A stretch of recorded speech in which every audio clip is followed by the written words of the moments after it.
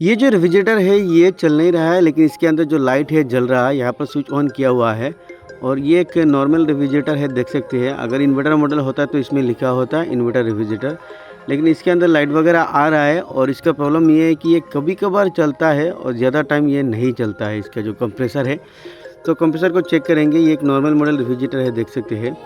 और इसमें कोई पीसीबी वगैरह नहीं है। अगर इन्वर्टर मॉडल होता तो इसमें पीसीबी लगा हुआ होता और ज़्यादातर इसमें पीसीबी का प्रॉब्लम होता है इन्वर्टर मॉडल में। तो ये एक नॉर्मल मॉडल रेफ्रिजरेटर है। तो सबसे पहले इसकी जो ड्रेन वाटर टैंक है इसको हम यहाँ पे निकालेंगे। तो ये हमारा ड्रेन वाटर टैंक है जो निकल चुका है। और अब हमें चेक करना है उसका रिले और ओएलपी। यहाँ पर कंप्रेसर के साथ इसका रिले और ओएलपी लगा हुआ है, देख सकते हैं। दोनों को हम निकाल लेंगे। लेकिन इसमें कस्टमर का कहना है कि ये रिले ओएलपी ऑलरेडी हफ्ता 10 दिन पहले चेंज किया हुआ है, ये नया लगा हुआ है रिले और ओएलपी। तो इस तरह की कंडीशन में हमें सबसे पहले इन दोनों को चेक करना होता है, ये हमारा सही है कि ख़राब है।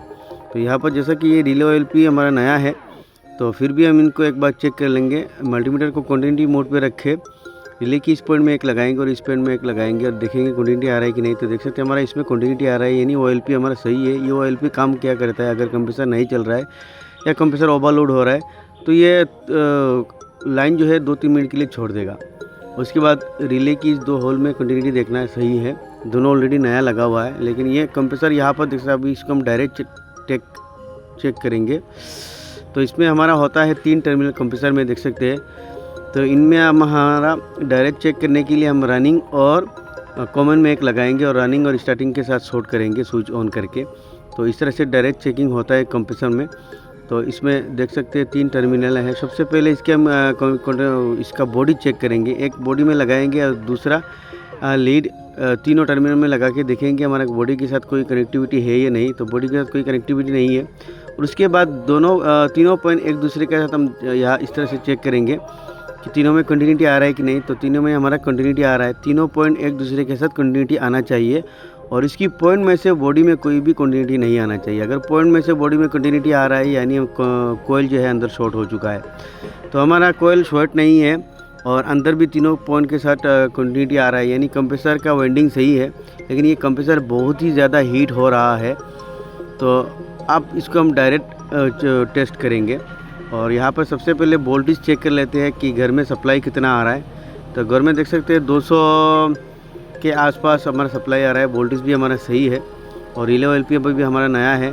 और अब इन दोनों पिन को हम कंप्रेसर में डायरेक्ट लगा के कंप्रेसर को डायरेक्ट चेक करेंगे। कंप्रेसर को डायरेक्ट किस तरह से चेक किया जाता है, जैसा कि हमारा कंप्रेसर में होता है 3 टर्मिनल, ऊपर वाला कॉमन और ये रनिंग और उस साइड का है स्टार्टिंग।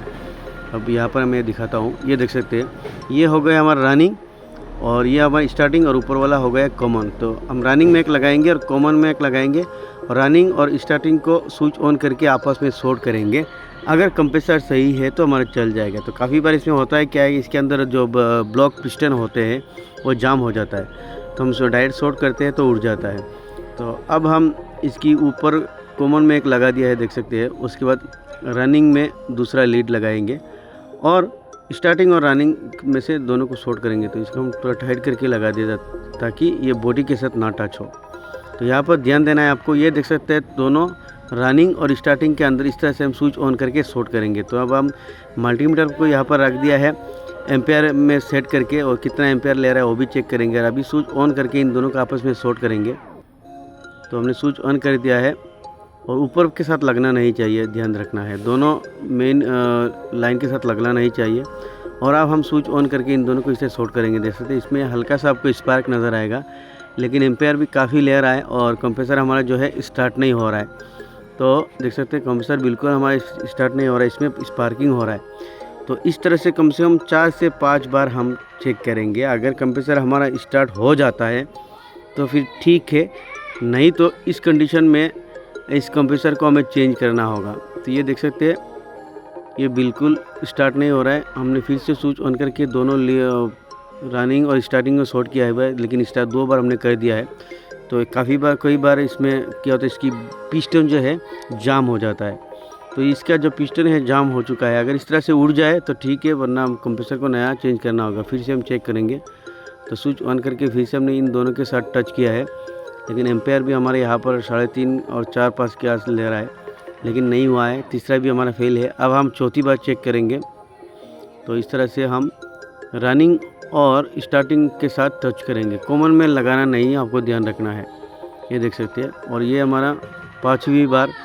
यहाँ पे फिर भी कंप्रेसर जो स्टार्ट नहीं हो रहा है, क्योंकि ये परमानेंटली इसका जो पिस्टन है इसमें फंस चुका है। अब इसका कोई इलाज नहीं है। अगर इस तरह से डायरेक्ट शॉर्ट करके अगर उड़ जाता है तो उड़ जाता है, वरना नहीं है। और यहाँ पर हम लास्ट ट्राई करेंगे। फिर से हमने स्विच ऑन कर दिया है, लेकिन यहाँ पर देख सकते हैं रनिंग और स्टार्टिंग के साथ हमने यहाँ पर शॉर्ट कर रहे हैं, लेकिन कंप्रेसर बिल्कुल नहीं चल रहा है, ना ही कुछ आवाज़ें हो रहा है। तो इस कंडीशन में हमारा कंप्रेसर को 100% ख़राब माना जाएगा, इसको रिप्लेस करना पड़ेगा।